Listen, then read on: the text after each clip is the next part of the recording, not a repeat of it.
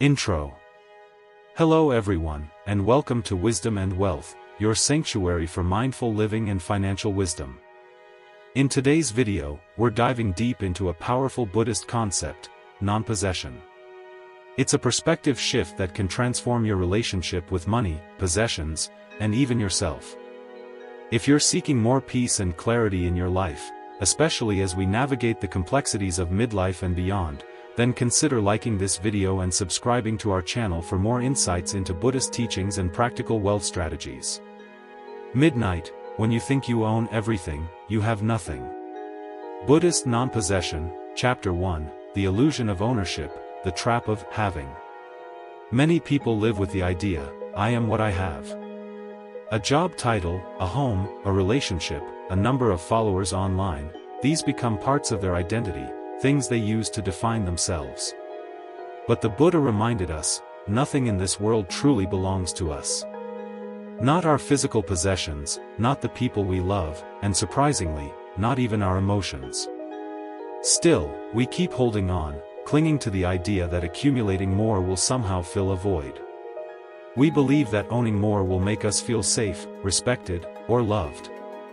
We say, my time, my success, my happiness, even my sadness, as if these are tangible things we can possess. But when we hold too tightly to these illusions of ownership, life begins to feel small, constrained, heavy, and hard to breathe. The weight of our possessions, both tangible and intangible, can suffocate our spirit. We think that our lives will be more fulfilled if we buy the newest car, biggest house, or even have the most friends on social media. However, if we look around, we can see that this is not true. Psychologists call this attachment of identity external validation. We don't just use our phones or wear certain clothes, we feel they are part of who we are, extensions of our identity. When someone criticizes what we wear, our opinions, or says our post isn't interesting, it can feel like a personal attack, a direct assault on our worth. Not because these things matter so deeply in and of themselves, but because we've unknowingly attached our self-worth to those external objects and opinions. We have allowed these superficial things to define who we are as human beings. This is why losing something simple, like a favorite pen or a cherished photograph, can feel like losing a part of ourselves. It is important to remember that these things can be replaced. But if we look closely, nothing we own is ever permanent.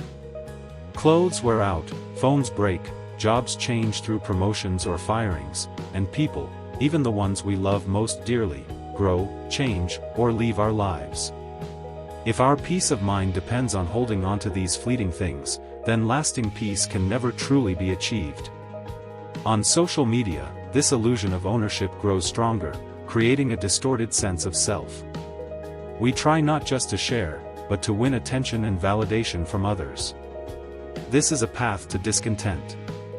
Now, if you're finding this exploration of Buddhist principles relevant to your own life journey, I encourage you to like this video and subscribe to Wisdom and Wealth for more content designed to bring peace, prosperity, and purpose to your mature years. 207.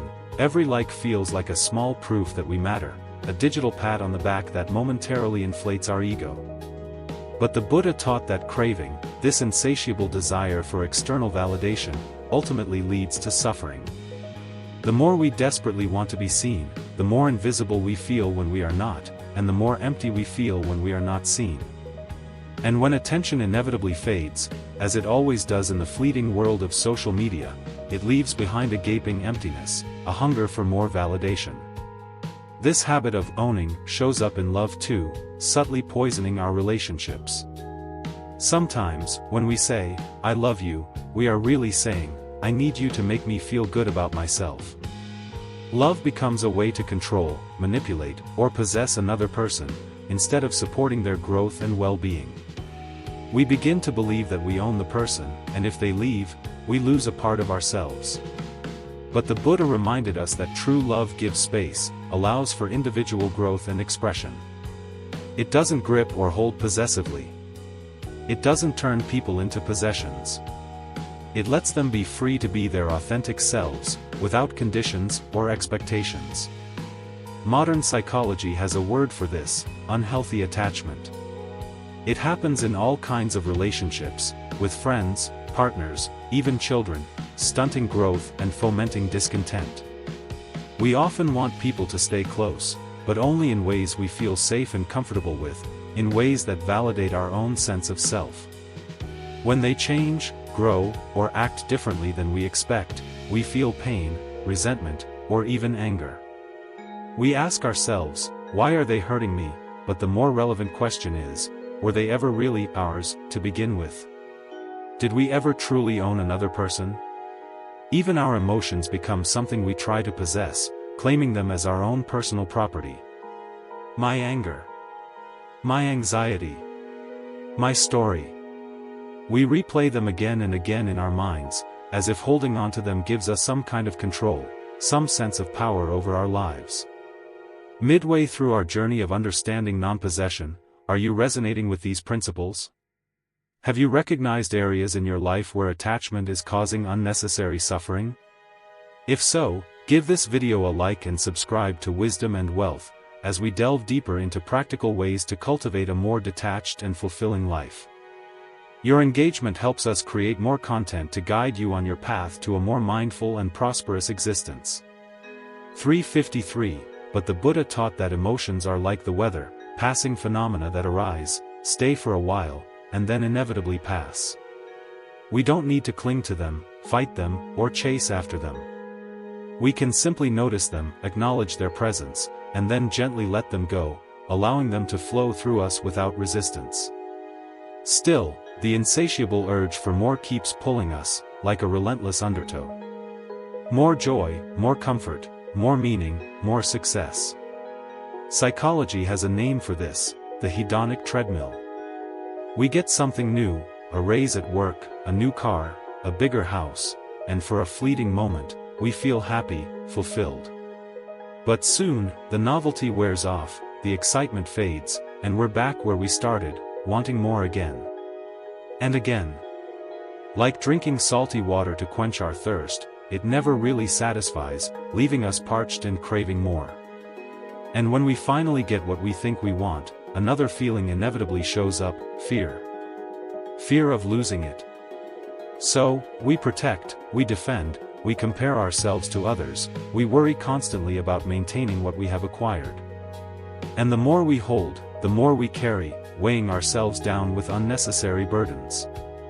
It's like walking through life with a heavy bag, overflowing with things that were never meant to stay, things that are constantly slipping through our fingers. The Buddha taught that real peace doesn't come from gaining more possessions, achievements, or recognition. It comes from needing less, from simplifying our lives, from decluttering both our physical space and our mental landscape. It comes from seeing clearly that nothing in this world can truly be owned, that everything is impermanent and constantly changing. Not even our own personal story is set in stone.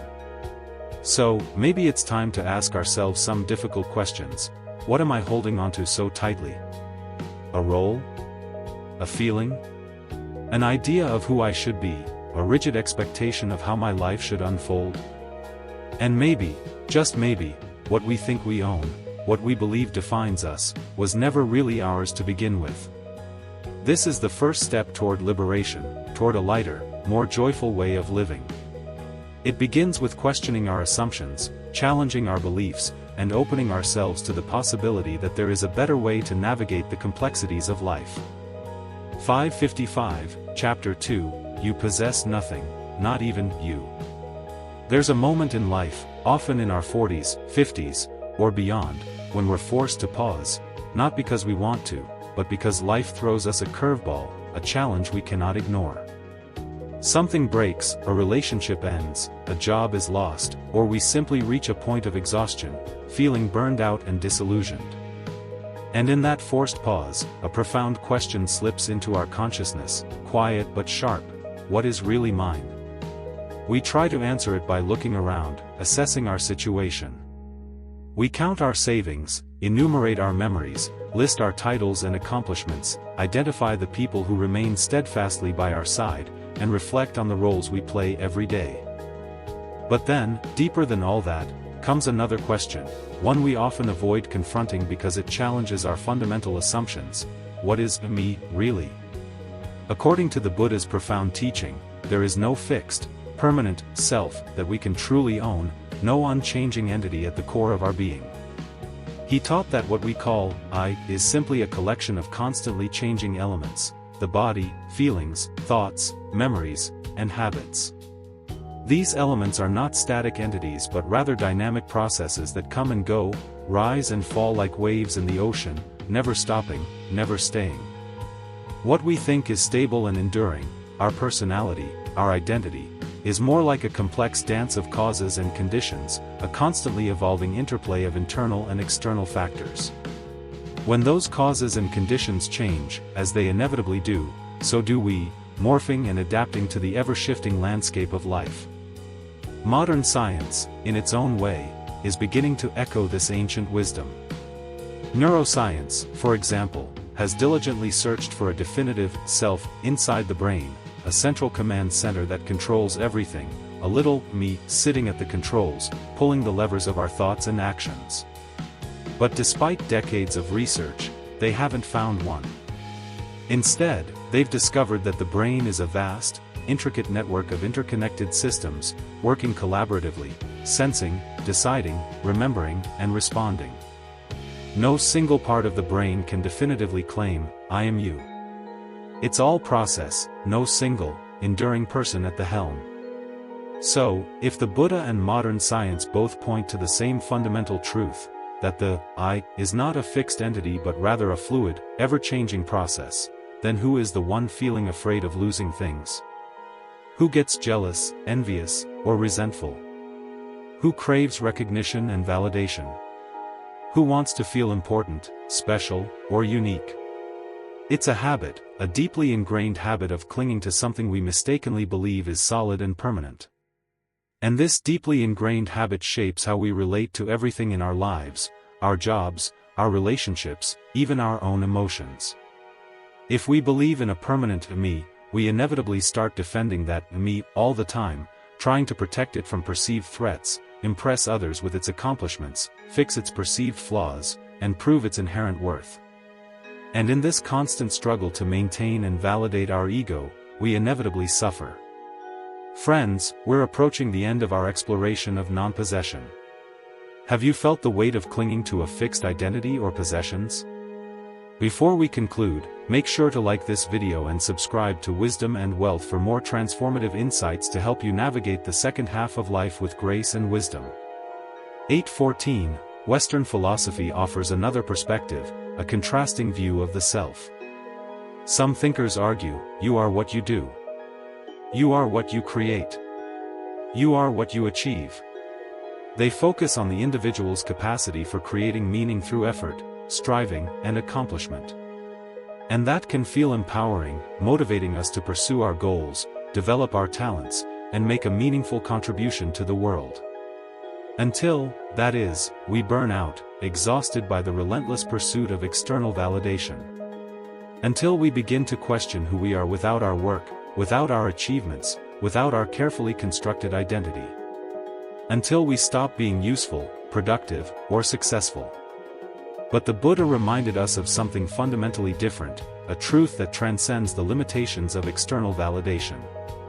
He taught that peace doesn't come from building a stronger, more impressive identity. It comes from releasing the very idea that you need one in the first place. Letting go of the illusion of a solid me is not about becoming empty, passive, or lost in a sea of nothingness. It's about becoming lighter, more agile, and more adaptable to the ever-changing currents of life. It's like loosening a knot that has been pulling you tight for far too long, allowing your energy to flow freely. In the ancient Pali texts, there's a profound word, anatta, not self. It doesn't mean you don't exist, that you are simply an illusion. It means you don't exist in the way you think you do, as a separate, independent, and unchanging entity. Your name, your story, your role in life, these are all useful constructs, practical tools for navigating the complexities of the world. But they're not the whole truth of who you are. They're like clothes that you wear, serving a purpose and providing a certain level of comfort and protection. But they are not your skin, not the essence of your being. And here's the profound beauty of this teaching. when you stop trying to be someone solid, fixed, and easily defined, you become free to be fully present in each moment. You can respond to life with greater clarity, creativity, and compassion, instead of reacting defensively from a place of fear and insecurity. You can love without the fear of losing, without the need to control or possess. You can rest deeply, because you're no longer burdened with the constant task of upholding a fragile and ultimately unsustainable identity. This doesn't mean becoming passive, indifferent, or emotionally detached from the world. In fact, it opens the door to a deeper, more profound form of compassion. Because when you begin to see through the illusion of a separate, fixed me, you also start to see through the walls that separate yourself from others. You begin to sense, with increasing clarity, that we are all interconnected, all part of the same unfolding of life, all temporary, all precious, and all ultimately free. 1053. So, ask yourself gently, with honesty and self-compassion, what part of me am I holding onto too tightly?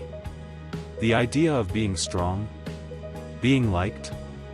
Being right? Being successful? None of these aspirations are inherently bad. But none of them are really yours in the sense that they define your inherent worth. They are simply fleeting qualities that come and go, like the weather. When we begin to see this, not just as an intellectual concept but as a living, breathing truth that permeates every aspect of our being, the weight we carry starts to soften, the burdens become lighter, and the path ahead becomes clearer. And as the illusion of me fades, so does the fear that inevitably accompanies it. Because what can truly be taken away, what can truly be lost, when there is nothing to possess in the first place? The Buddha taught that seeing this clearly is not the end of the journey, it's just the beginning. The beginning of a quieter mind, a softer heart, and a deeper, more abiding sense of freedom. Thank you for watching, and may you find peace on your path. Thank you for joining Wisdom and Wealth today. If you found this video insightful, remember to like and subscribe to our channel for more discussions on mindfulness, financial well-being, and embracing a fulfilling life after 40. Outro. Until next time, may your journey be filled with wisdom and wealth, both within and without.